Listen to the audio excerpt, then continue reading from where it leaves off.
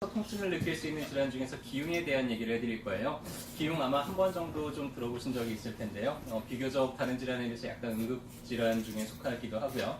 어느 날 갑자기 가슴이 너무 아프더니 좀 숨이 차거나 호흡이 좀 곤란하다. 이럴 때 한 번 정도 이제 의심해 볼 만한 질환입니다. 우리가 보통 다른 부위하고는 다르게 가슴이나 배나 이런 데서 통증을 느끼면은 약간 좀 신경이 쓰여요. 왜냐하면 이런 곳에는 생명하고 연관된 그런 장기들이 있기 때문에 혹시 그런 쪽에 문제일 가능성도 있기 때문이죠. 오늘은 기흉이 어떤 건지 또 어떻게 감별하고 어떻게 치료를 받아야 되는지 그거에 대해서 간단하게 좀 정리를 해드릴 텐데요.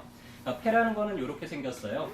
폐를 둘러싸고 있는 흉막이라는 게 있고요. 그 흉막하고 폐 실질 사이에는 이 흉막액이 마치 윤활유처럼 이렇게 차 있습니다.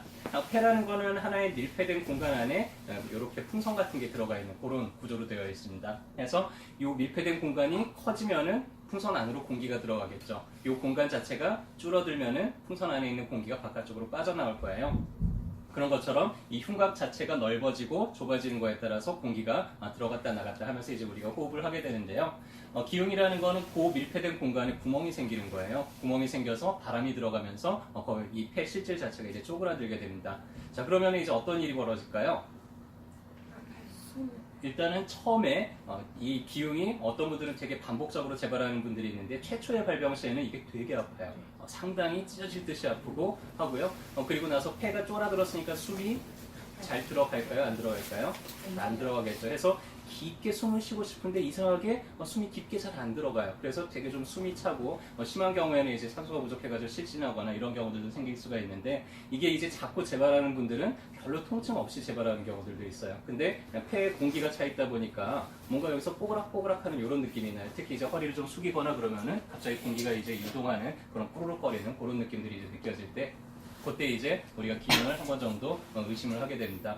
그리고 자꾸 나도 모르게 막 기침을 하는데 숨이 차면서 자꾸 기침을 하는 그런 증상들도 생길 수가 있죠.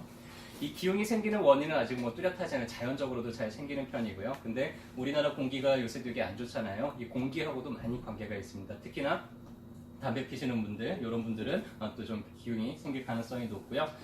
또 기흉이 어떤 사람들한테 제일 잘 생기냐 그러면은 10대, 20대 이런 학생들한테 잘 생겨요. 학생들이 한참 성장하잖아요. 한참 성장하는데 이 폐가 그 성장 속도를 못 따라가요. 그래서 좀 날씬하고 바짝 마르고 좀 키가 크고 이런 사람들한테 좀 기흉이 더 잘 생기는 편입니다. 근데 또 좀 이렇게 수그리고 있는 자세를 하면은 또 무거운 거 배낭 같은 걸 메고 있으면 그럴 때 이제 좀 잘 생길 수 있어요. 근데 이제 우리나라 학생들이 어때요? 가방 안에다가 참고서도 넣고 댕기고 교과서도 넣고 댕기고 이렇게 무거운 가방을 메고 있으면 자연스럽게 이렇게 앞으로 수그러지게 되잖아요. 자, 폐가 움직이려면 좀 가슴이 펴지고 이 공간이 넓어져 있을 때 폐가 잘 움직일 수가 있는데 이걸 자꾸 수그리고 있다 보니까 폐가 움직일 공간이 적어요. 그러다 보니까 마찰이 더 많이 생기겠죠. 그러면서 이제 기흉 발생이 더 잘 되게 됩니다. 혹은 이런 폐포가 터진다든지 염증에 의해서 이런 질환으로 인해서 질환이 있어서 이제 생기는 경우도 많습니다. 그래서 기흉에도 여러 가지 종류가 있는데 가장 많은 거는 그냥 자연적으로 생기는 자연 기흉이에요.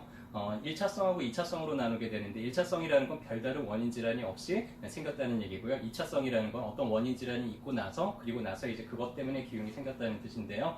주로 1차성은 젊은 층에 많이 생겨요. 아까 얘기했듯이 좀 갑자기 키가 크면서 바짝 마르고 이런 사람들. 자, 2차성은 좀 노년층에 더 많이 생깁니다. 폐에 어떤 원인 질환이 있는 경우, 좀 결핵이라든지 아니면 만성 폐쇄성 폐질환이라든지 뭐 천식이라든지 폐렴이나 폐암을 앓고 있는 경우, 그 염증 때문에 이제 생기는 경우들이 있고요.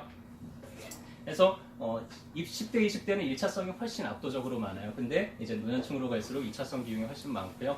자연 기흉의 거의 한 절반 정도는 10대, 20대에 이제 벌어지게 됩니다. 그래서 젊은 층에서 좀 더 주의를 해야 되겠죠. 자, 그 외의 기흉들은 이제 외상성 기흉이라고 해서 어디 흉곽을 이렇게 꽝 부딪혔어요. 그래서 늑골이 금이 가거나 늑골이 부러져요. 그럼 그 부러진 뼈가 이렇게 폐를 찌르면서 구멍이 나서 이제 생기는 경우들이고요. 그 외에 이제 몇 가지가 있는데 긴장성 기흉이라고 그러는 거는 기흉이 한쪽에 발생이 됐어요. 그래서 한쪽에 갑자기 확 쪼그라들어요. 그러니까 한쪽으로 이렇게 좀 폐가 한쪽으로 치우치겠죠. 그때 심장에 있는 대정맥이 꺾이면서 피가 갑자기 안 통하면서 이렇게 실신을 하게 되는 비교적 이제 응급질환이에요. 이 경우는 빠르게 이제 병원 응급실로 가야 되고요. 그 외에 이제 의인성 기흉이라는 거는 뭐 침을 맞거나 아니면은 주사를 꽂거나 아니면은 폐 생검을 하기 위해서 이제 조직 검사를 하다가 폐에 빵꾸를 내는 거예요. 그래서 저희도 항상 그런 해부학적인 것들을 잘 숙지를 해놓고 침을 놓더라도 그런 것들이 생기지 않게 안전하게 이제 숙지를 하고 놓게 되죠. 어떤 분들은 특이하게 월경 때마다 이렇게 기흉이 반복되는 그런 분들도 있어요. 그래서 그런 거는 또 따로 월경성 기흉이라고 얘기를 하기도 하고요. 기흉이 생겼는지 안 생겼는지 이제 진찰은 일단은 청진기를 대보면은 우선 어느 정도 감별을 할 수가 있습니다. 한쪽 폐에 공기가 안 들어가니까 공기가 잘 들어가는 쪽에다가는 공기가 왔다 갔다 하는 그런 호흡음이 잘 들리는데 기흉이 생긴 쪽 폐에다가 청진기를 대보면은 소리가 잘 안 들려요. 그래서 이 양쪽 폐에 소리가 차이가 나는 걸 보고 이 사람 좀 이상한데 그럼 이제 엑스레이를 찍어서 확인을 해보죠. 이쪽은 이렇게 핏줄 같은 게 잘 보이잖아요. 근데 이쪽은 핏줄 보이는 실질이 이 정도밖에 없고 여기는 이렇게 텅 비어 보여요. 그래서 이쪽 폐가 지금 요만큼 이제 쪼그라든 거죠. 해서 확진은 엑스레이를 통해서 이제 확진을 하게 됩니다. 자, 어떤 분들은 이제 기흉이 생겼는데 내가 요새 좀 숨이 차네 왜 이러지 그러다가 지내다 보면은 그냥 저절로 낫는 경우들도 많아요. 가벼운 경우에는 그냥 누워서 한 일주일 정도 안정을 취해주고 산소 계속 투여를 하면서 있다 보면 이제 저절로 좋아지는 경우들이 많고요. 조금 이제 심해지고 거기 뭐 이렇게 흉막액이 찬다든지 하면은 그걸 이제 배출해내거나 아니면은 더 심한 경우에는 이제 수술을 해서 그 구멍을 막아버려야 되는 그런 경우들도 있습니다. 그래서 일단은 기흉이 생겼다 그러면은 병원 쪽에 가셔가지고 거기에 맞게 이제 처치를 하고 오시는 게 좋고요.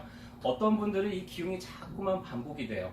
반복이 되는데 주로 어떤 분들한테 그러냐면은 폐가 건조해져 있는 경우에 잘 그렇습니다. 아까 이제 흉막 사이에 이렇게 삼출액이 윤활액이 차 있어가지고는 그게 폐가 움직일 때 마찰을 줄여준다 그랬잖아요. 근데 뭐 혀도 자꾸 마르고 그다음에 눈도 자꾸 뻑뻑하고 피부도 건조하고 이런 사람들 특히 이제 겨울철에 되면 난방하면서 공기가 건조해지잖아요. 그럴 때 기흉이 좀 잘 생기게 됩니다. 그래서 윤폐를 시키는 그런 종류의 약을 써줘서 폐에 좀 습도가 많게 그런 윤활액이 충분하게 만들어주면은 기흉이 생기는 것을 막을 수가 있고요. 또 기흉이 생기고 나서 이 통증이 원인은 사라졌는데 이런 통증이나 이런 후유증이 계속 남아있는 분들이 있어요. 그래서 그런 경우에도 한약을 써서 윤폐를 시켜주면은 또 적절하게 이제 치료가 가능하겠죠.